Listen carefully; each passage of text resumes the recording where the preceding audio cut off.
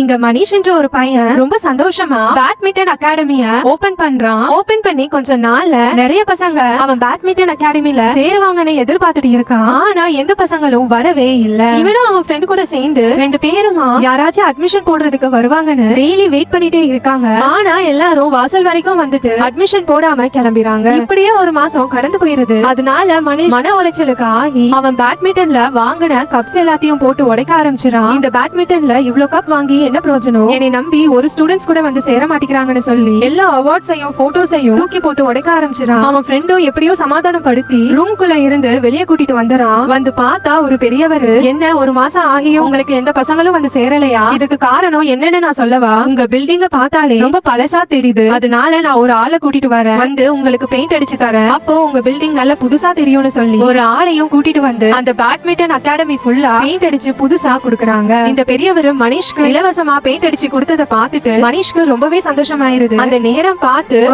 ஒரு லேடி அவங்க பொண்ணை கூட்டிட்டு வந்து அட்மிஷன் போடுறதுக்கு வராங்க. கூடவே நிறைய பசங்களும் சேர்ந்து மனிஷ் நினைச்ச மாதிரியே பேட்மிண்டன் அகாடமிய ஓபன் பண்ணி எல்லா பசங்களுக்கும் சொல்லி கொடுக்க ஆரம்பிச்சிடான்.